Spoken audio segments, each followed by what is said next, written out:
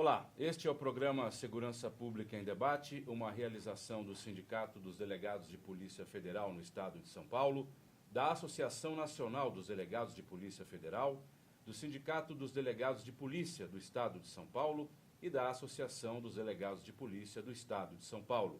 Tudo isso com o apoio da ACESP, a Associação dos Canais Comunitários do Estado de São Paulo. No programa de hoje, nós vamos conversar a respeito da nova lei de autoridade. E para falar sobre este assunto, o nosso convidado é Dr. Evandro Capano, advogado e professor universitário. Ao lado dele estará conosco hoje, como anfitriã, a doutora Tânia Prado, que é presidente do SINDPF-SP e diretora da ADPF, para quem agora eu passo a palavra para dar as boas-vindas ao nosso convidado, doutora. Doutor Evandro Capano, muito obrigada pela sua presença. O senhor, além de ser um dos nossos defensores lá no sindicato, a gente sabe que o senhor tem atividade acadêmica e agora internacional. Queria parabenizá-lo em nome de todos os colegas e agradeço muito por ter essa oportunidade aqui de entrevistá-lo. Imagina, senhora Tânia, muito obrigado. A oportunidade é minha. É sempre muito bom estar com você, com o Adriano, podendo discutir um tema de tamanha relevância. É um prazer. Doutor, queria começar chutando a bola, dando o pontapé inicial, perguntando o mais básico de tudo. O que é o abuso de autoridade? Olha, é uma questão interessante. O abuso de autoridade, Adriano, ele é uma espécie de abuso de poder. Tá? O abuso de poder, ele é muito mais alargado. Você tem um abuso de poder de várias versões, de maneira sociológica, de maneira que ela fica dentro aí da sociedade. O abuso de autoridade é o abuso de poder na forma jurídica, ok? Então, por isso que nós precisamos de uma lei, né, para regulamentar este fenômeno. Então, eu posso ter um abuso de poder econômico, um abuso de poder sociológico, e eu tenho um abuso de autoridade, figura jurídica. Então, ele só incorre em entes que estão dentro desse sistema? Não só dentro do sistema, Adriano, como é um crime que nós chamamos de crime próprio, né? É um crime que tem que ser praticado por funcionário público. Então, veja, o gerente do banco que te nega uma coisa absurda jamais poderá ser enquadrado por abuso de autoridade. Né? Eu posso entrar com processo contra o banco por abuso de poder econômico. Então, é bem claro, é um crime praticado por funcionários públicos. Entendi. Doutora Tânia. E nessa questão agora, né, latente aí da nova lei de abuso de autoridade, que deu margem bastante de discussão, a gente já vê casos concretos de juízes que já estão se manifestando, que deixaram de determinar alguma coisa com receio da aplicação da lei e tal. Queria ver sua opinião, assim, da importância de uma lei de abuso de autoridade e também dos pontos positivos e negativos. Doutora Tânia, é uma percepção minha essa, né? Você vê, nós já tínhamos uma lei de abuso de autoridade no Brasil de 65. E você vê, a lei realmente ela reflete aquele momento social. Em 65, a lei de abuso de autoridade tinha lá que, por exemplo, evitar manifestações, evitar cultos, que era uma coisa ali em 64, 65, que tinha aquele caldo político daquele momento. Hoje você percebe que a lei ela visa basicamente, ou pelo menos teve assim, um foco na atuação do Poder Judiciário e na atuação especialmente do Ministério Público. Né? E você vê, hoje, doutora Tânia, parece uma coisa, eu vivo dizendo, é uma coisa interessante. Eu não posso hoje falar mal do Ministério Público, eu não posso falar mal do Judiciário, parece, Adriano, aquela coisa, você não podia falar mal da Igreja no século XV. Né? É uma coisa maluca, desculpa. O Judiciário e o Ministério Público é composto por seres humanos e, portanto, eles são falíveis. Né? Me parece que, assim, me parece o óbvio isso. E duas coisas que acontecem, né? Eu não estou discutindo o Lava Jato, até porque eu ouvi dizer que a Lava Jato está perdida com esta lei. Desculpa, quem fala isso não sabe o que está falando, porque se é que houve abuso de autoridade, é pretérito. Não é isso? Então a lei vai pegar daqui para frente. Sim. Então não vai afetar atos passados. Então me parece que não é o caso. Mas eu não estou preocupado com a Lava Jato. Eu estou preocupado que, com a Lava Jato, uma grande parcela da magistratura, ou especialmente uma grande parcela do Ministério Público, todos eles agora são vestais. Todos eles agora querem fazer justiça com a maneira que eles querem, do jeito que eles querem, e nós temos, né, uma visão, como advogados, que, desculpa, o processo penal, nós começamos lá atrás, né, no Beccaria, e estamos que é para proteger o cidadão. Esse processo penal é para proteger o cidadão contra o Estado. Né? Adriano, a imprensa sempre teve essa posição, né? E nós, na advocacia, sempre tivemos essa posição porque, desculpa, existem alguns abusos. Eu não tenho dúvida que existem alguns abusos. Eu os vivencio todo dia. Há um tempo atrás, nós tivemos o Departamento de Polícia Federal, já não sei se foi 1 ano, 2 anos, 3 anos atrás, mas eu lembro de um delegado de polícia que, cumprindo as suas funções, o procurador da República entendeu que ele estava fazendo errado e mandou processá-lo. A senhora lembra desse caso? Foi um caso assim que foi um caso assim, absurdo. O delegado produzindo a investigação. Do delegado. Entendendo do delegado o promotor, né, o procurador da República, o promotor federal, com um entendimento diverso. Bom, tá bom, eles podem discutir o entendimento diverso, mas como ele é procurador, eu quero que processe o delegado. Poxa, peraí, isso não tem nem pé nem cabeça você fazer uma coisa dessa. Então eu tenho essa preocupação e esta lei veio, né, disciplinar, porque hoje me parece que nós temos no Brasil um problema de custo Brasil e até pegando esse gancho que a doutora Tânia me falou, né, eu estou chegando de fora, estou ministrando aula fora e eu tentando fazer um paralelo, desculpa, o judiciário brasileiro, o Ministério Público brasileiro interfere de tal maneira atualmente na administração pública que você não consegue mais administrar. Né? Eu tenho alguns amigos meus que são prefeitos de cidades interior aqui do estado de São Paulo, que ele fala, Evandro, não tem jeito mais, sabe? Você tem que entrar lá no gabinete do promotor. Teve um prefeito amigo meu que ele foi ao gabinete do promotor. O que ele podia não, fazer. E levou a chave da sala e falou, tá, a chave é tua, cara, administra a cidade então, porque você está de brincadeira comigo. Fica de mãos atadas. Você fica de mãos atadas, tudo o cara se mete, tudo o cara quer fazer. Tem muita gente boa, mas tem muita gente que não tem parâmetro. Né? E realmente o direito hoje em dia, especialmente no Brasil, diferente de um direito dos Estados Unidos, Inglaterra, que você tem um common law ali que o cidadão ele tem que apontar, olha, eu estou decidindo isso porque tem um precedente aqui. Aqui a doutora Tânia conhece bem. Né? Primeiro, a grande maioria dos promotores, dos juízes, fala assim, eu entendo que, e ele dá a decisão que ele quer. Né? Então, fica difícil de trabalhar nesse sentido. De maneira que, então, uma lei de abuso de autoridade, ela vem, sim, em boa maneira, em bom momento, para poder disciplinar um mínimo de abuso, que a gente sabe que existe. Não adianta falar que não existe, porque existe. E, dentro dessa outra posição que a doutora colocou, também tenho visto juízes, por exemplo. Então, vamos lá no caso, o cara foi preso em tráfico de drogas. Aí o juiz me vem, Adriano, e me dá uma decisão dizendo assim, tendo em vista que eu não sei o que é abuso de autoridade segundo a lei, deixo de me mandar soltar. Isso é de uma irresponsabilidade absurda. Mas isso não seria um sarcasmo da autoridade? Eu entendo que sim. Eu entendo como sarcasmo, eu entendo como desafio. Né? Quer dizer, não admite ser questionado em nada. E desculpa, todos nós que somos operadores do direito sabemos quando a autoridade está abusando ou não. Se ele falar que vai prender uma pessoa que foi presa com tanto de entorpecente, desculpa... Não tem abuso nenhum. Não tem abuso nenhum. Aliás, a gente espera, não é, doutora Tânia? Roubo, 157, tráfico, 33. A gente espera que as pessoas fiquem presas. Aliás, esta é a praxe do judiciário. Aliás, Adriano, o judiciário de São Paulo erra para muito mais. Porque você pega muito menino aí com 2, 3 gramas de maconha, de coisa pequena que me parece que é usuário, e eles enquadram como tráfico. Eles enquadram tudo como tráfico, diferente da federal. A Justiça Federal é interessante. O cidadão desembarca ali no aeroporto de Guarulhos. As mulas, né? O mula vem com quilos de coisa. O Tribunal Regional Federal diz que mula não integra organização criminosa, diz que não faz parte, condena no tráfico, diz que não faz associação para o tráfico do 35, do artigo 35. O Tribunal de São Paulo, se tiver eu e você, Adriano, com duas cigarrinhos de maconha, eles enquadram no 33, no 35 e tal. Né? E a gente fala, bom, e aí, tá bom. Para advogado tirar isso é um parto. É um parto. No Tribunal de Justiça de São Paulo é um parto. Né? Mas, você veja, pelo menos se espera esta posição. Mas falou, exemplificou, dizendo que ele soltou porque ficou com medo de cometer o abuso, etc. E o senhor mesmo disse que vocês, operadores do direito, sabem quando é e quando não é.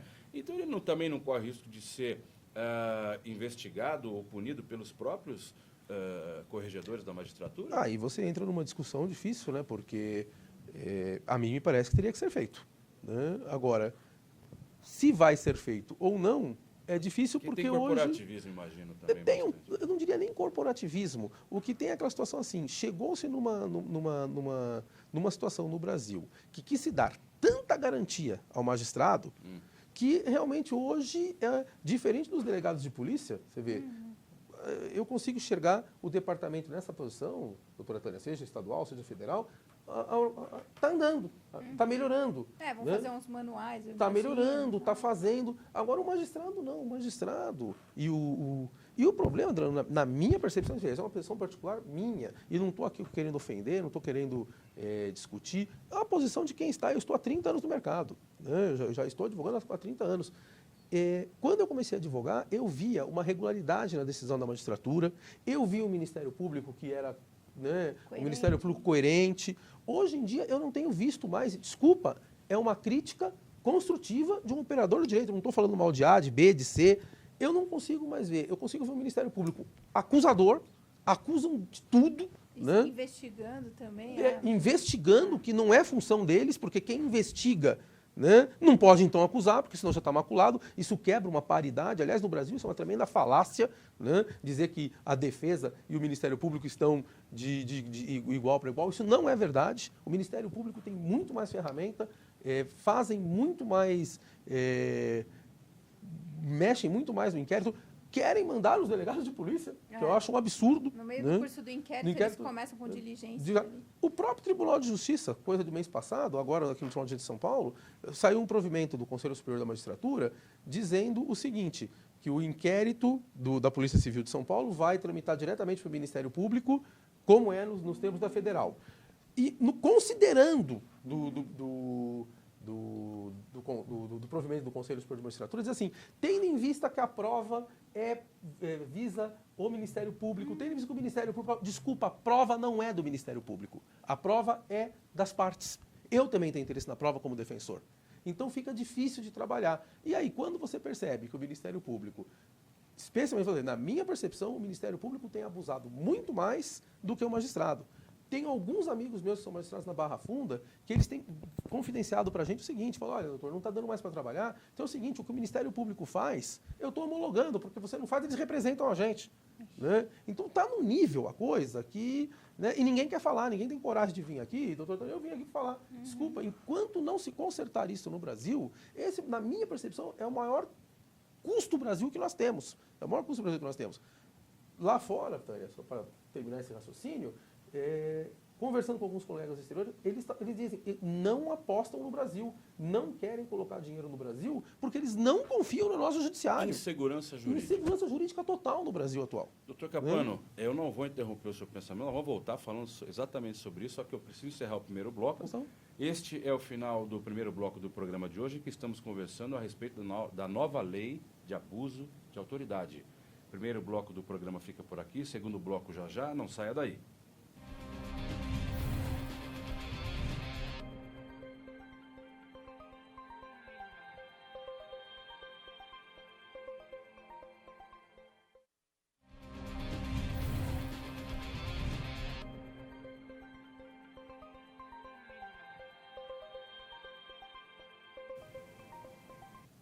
Segurança Pública em Debate, segundo bloco do programa de hoje, que estamos conversando a respeito da nova lei de abuso de autoridade. Eu vou reapresentar o nosso convidado de hoje, que é Dr. Evandro Capano.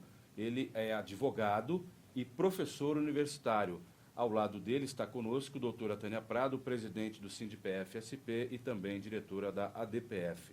Eu queria perguntar ao senhor, antes de passar a bola integralmente, o seguinte: o senhor está dando aula onde lá fora?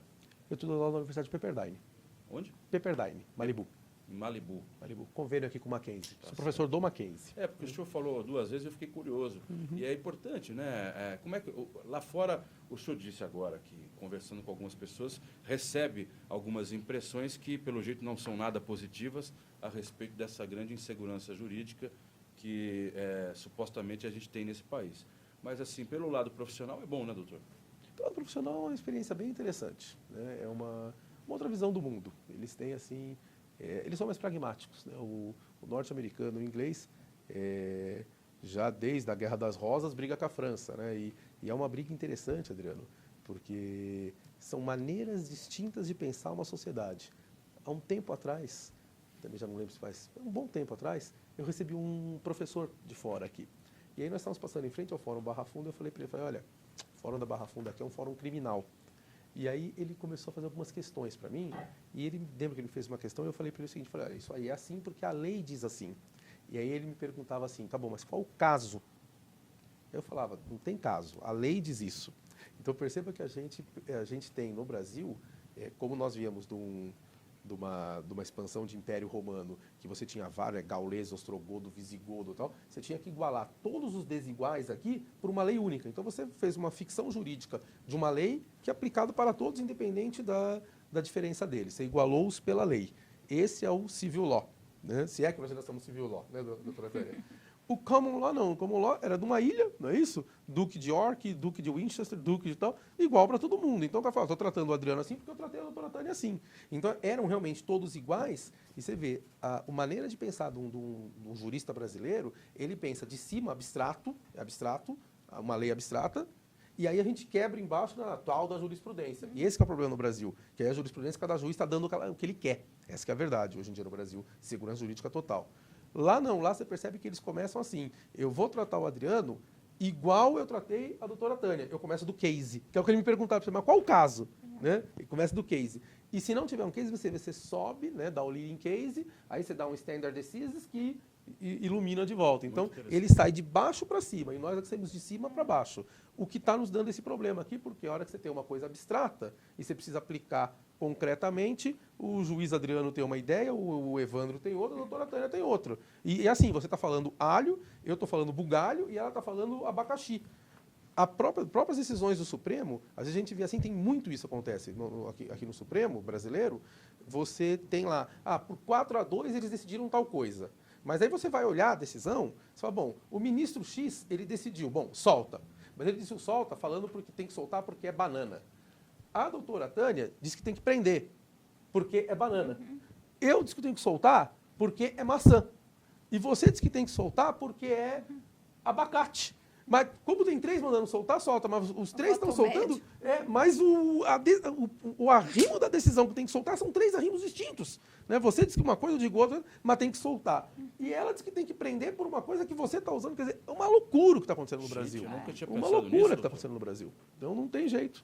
Com a lei de abuso de autoridade vai acontecer um monte de discussão. Vamos retornar. Essa é a ideia da lei de A abuso. efetividade dela vai ser difícil também. Por isso que eu falei qual que é a importância dessa lei de abuso de autoridade. Pela primeira vez na vida, se colocou o dedo na ferida, realmente dando uma olhada no que está acontecendo nos operadores de direito. Porque a lei de abuso de autoridade anterior que tinha, me parecia que era para o pessoal da administração. Era o pessoal da administração pública, né? Especialmente o órgão policial. Hoje, realmente, me parece que essa lei veio com uma preocupação de falar, olha, desculpa, vocês têm que dar um jeito nisso daí. Você não pode mais, porque você é magistrado ou porque você é promotor, falar, eu entendo tal coisa e sair decidindo. Né? E volto a repetir, Adriano, a doutora Tânia conhece bem isso, que vivencia esse dia a dia. O poder está tão grande na mão do Ministério Público, o poder está tão grande na mão da magistratura, que está quase inquestionável. Está quase inquestionável, mas você consegue recorrer. Né? Você não consegue recorrer muito, não. E se tiver que ir para Brasília, então... Demora. Além de demorar, você tem todos aqueles requisitos, né? Você tem que pré-questionar, tem que fazer comparação analítica de acórdãos distintos, não pode rediscutir prova, segundo a súmula 7 do STJ, e não sei o que dizer. Praticamente você não consegue subir. Você não consegue subir com os recursos. Então, E não uniformiza a jurisprudência. não uniformiza nada. Quer dizer, é o que cada um quer. É essa a grande verdade. E na lei de abuso de autoridade tem também um crime que foi bastante comentado das prerrogativas, né, dos advogados, quando alguém violasse. Isso nós já tínhamos, doutora Tânia. O artigo 3º, a linha J da Lei 4898 de 65, já dizia isso, né? Abuso de autoridade contra as prerrogativas profissionais, que foi uma linha que foi posta posteriormente, a lei original era de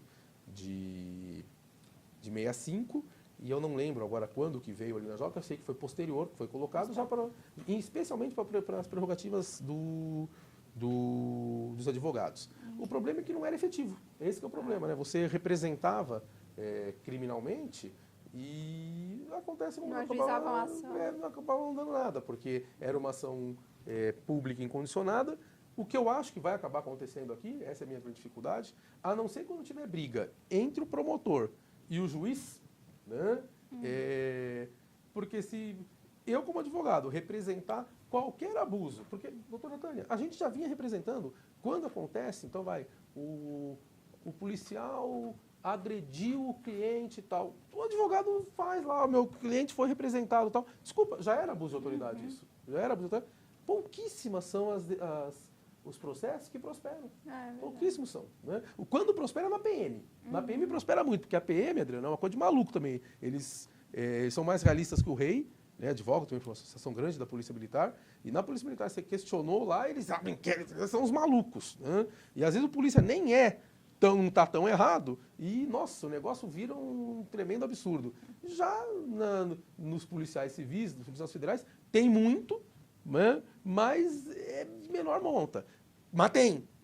Agora, contra promotor e contra juiz, nossa, ave rara, que você vê o promotor ou o juiz para ser denunciado, eu advogo para duas associações eu, escritório, né, advogando para duas associações de magistrados, Não tem. e nitidamente você percebe que quando o processo é magistrado é porque ele brigou com o tribunal. Você percebe nitidamente isso. Né? Então, tem que dar efetividade, e eu acho que vai ser difícil a efetividade. E tem um problema nessa lei, né, Tânia, porque me parece que então acrescenta mais poder no Ministério Público, né? Porque se o Ministério Público é que tem que iniciar a ação penal, eles não iniciam contra eles. Né? Quer dizer, eu vejo assim, eu tenho acompanhado a Corregedoria da Magistratura, seja de São Paulo, seja de Tribunal Federal, ainda funciona. A Corregedoria da Polícia Federal, então, funciona. E como funciona? A senhora sabe que funciona. Mas, desculpa, né? Tenho bons amigos, a minha percepção, desculpa, é uma percepção minha. O Ministério Público não funciona. Né? Você pode representar o que você quiser lá de promotor, que não vira nada. Não vira nada. É só botar o número. Né? Quantos promotores estão sendo processados? Quantos promotores estão acontecendo? Tem que ser né? uma coisa muito Tem que ser uma coisa gigante. absurda para acontecer. Tanto que eu estou falando, colegas magistrados do Fórum da Barra Funda estão dizendo que se sentem amedrontados pelo Ministério Público. Se sentem amedrontados. Porque ninguém quer, a doutora Tânia não quer, o magistrado não quer ficar tendo que responder para a disciplinar na corregedoria. Porque se bate aqui, se eu fizer uma reclamação da doutora Tânia, pelo menos instaura. Lá na magistratura, ainda eles têm um preliminar, mas ele acaba, se for uma coisa séria, instaura. Agora, quem reclama do promotor? Né? E quando reclama, me parece, uma percepção minha, não está acontecendo muita coisa. E na segurança pública, na sua visão, a nova lei de abuso de autoridade vai causar modificações? Eu acho que sim, doutora Tânia, eu acho que sim, porque o que vai acontecer? Como nós estamos acostumados já nesse sistema, né, em que você tem a acusação feita pelo Ministério Público, o julgamento pelo Judiciário, defesa pela OAB e a investigação pelos órgãos de segurança pública, eu vou falar uma coisa que me parece óbvia também. De todo esse pessoal que está funcionando, o mais exposto e o que normalmente é mais responsabilizado é o órgão policial. Vai continuar sendo. Vai continuar sendo. Então, qual que é o que eu acho que vai acabar acontecendo aí? Como a senhora mesmo disse, né? Nós vamos ter que treinar melhor o nosso pessoal, nós vamos ter que ser mais profissional, uniformizar a interpretação administrativa, pelo menos, para poder saber, olha, estava dentro ou estava fora, né? Até para ter um pouco mais de proteção para o policial. Porque eu não tenho dúvida que contra juiz, contra promotor, eu não sei se vai ter efetividade. Mas contra o policial vai ter. Vai ter, porque aí o doutor promotor vai fazer aquelas denúncias, né? E vamos falar a verdade, doutora Tânia? Tem gente que não gosta de polícia. Tem. E tem promotor que não gosta de polícia, viu, Adriano? Tem promotor que não gosta de polícia e ele mesmo carrega. Tem um problema instalado no Fórum de Santana, que o que cai lá eles denunciam. Nós tivemos um caso, agora absolveu sumariamente no recurso de distrito. A policial feminina militar estava saindo da faculdade à noite, 11 horas da noite, civilmente trajada, com a bolsa. Ela entrou no carro, bateu a porta. Não quero bater a porta, 2 meliantes com várias passagens abordaram a menina. Armados. Armados. Desce. Ela desceu. Ela ficou desesperada porque ela já tinha posto a bolsa e a arma dela estava dentro da bolsa. Aí ela virou e falou assim, poxa, olha, pelo amor de Deus, pelo menos deixa eu pegar minha bolsa, só tem documento aí dentro. Como eu acho que os caras só queriam o carro, eles pegaram e devolveram a bolsa para ela. No que devolveram a bolsa para ela, o que ela fez? Puxou a arma, desce que é polícia. O daqui, o meliante que estava aqui, saiu do carro para vir para cima dela, doutora Tânia. Uma mulher menor, 2 caras. O que ela fez como policial? Pum, atirou. Pois bem, essa menina foi denunciada no Fórum Criminal por homicídio e tentativa de homicídio contra o outro. Quer dizer, um verdadeiro descalabro. Uma inversão de Um valores. absurdo, inversão de valores. E só estou falando isso agora, sabe por quê? Porque aí, agora eu pergunto, primeiro foi denunciado, porque é uma promotora de justiça, denunciou. E não é a primeira vez, ela denuncia todo mundo lá. Aí eu pergunto, a juíza pronunciou. Mas e você vê, olha o risco que eu estou correndo aqui agora, Adriano. Daqui a pouco eu vou contratar alguém para me defender. Porque agora a juíza que fez, que eu não estou dizendo o nome dela, mas a juíza que fez, você está me ofendendo no que está dizendo. Desculpa, ela errou. Tanto errou que nós recorremos e o tribunal não deixou nem julgar. O tribunal falou, não, acaba isso daí, manda absolver. Né? Mas eu fico perguntando, tive que chegar no tribunal, que essa mulher sofrendo, essa mulher falava para mim assim, essa policial feminina falava assim, doutor, eu tenho 22 anos de polícia. Eu nunca tive um problema na minha vida. Eu nunca tive uma punição. Olha o que eu estou passando agora. Eu estou recolhido administrativamente, não posso usar arma, estou passando essa vergonha e estou com medo de ser condenada, doutor. Né? Vou dizer uma coisa para o senhor, doutor. Falou, eu nunca mais trabalho. Eu quero é ficar mesmo na DM, eu quero que a polícia se exploda. Falou na minha cara. Então, é isso que nós queremos? Porque hoje, vou falar, doutora Tânia, quem trabalha está se ferrando. O negócio é ficar no palácio, o negócio é ficar numa assessoria, o negócio é ficar na administração e que se ferre, deixa a bandidada correr aí, pô. Não pode acontecer. Porque você começa a trabalhar, qualquer coisa que você faz vem pra cima. Então eu acho que essa lei de abuso de autoridade tem que tomar cuidado. Porque vai funcionar contra a polícia, não sei se vai funcionar contra o resto. É isso que eu acho que vai acontecer. Doutor Capano, é lamentável que eu tenha que encerrar o programa agora, porque por mim a gente ficava mais uma hora conversando com o senhor. Foi um excelente programa. Muito obrigado pela sua presença. Eu que agradeço. Até um pouco de desabafo dos 20 anos, dos 30 sensacional. anos advogando. A gente recebe é o que eu tô um convidado vendo. que levanta o programa, a gente fica muito feliz e o telespectador também. Tá bem? Muito um obrigado prazer, pela sua participação. Convidado, virei sim. Ok. Esse foi o programa Segurança Pública em Debate. Hoje nós conversamos a respeito da nova lei do abuso de autoridade. A você que nos acompanhou até aqui, o meu muito obrigado e até a próxima.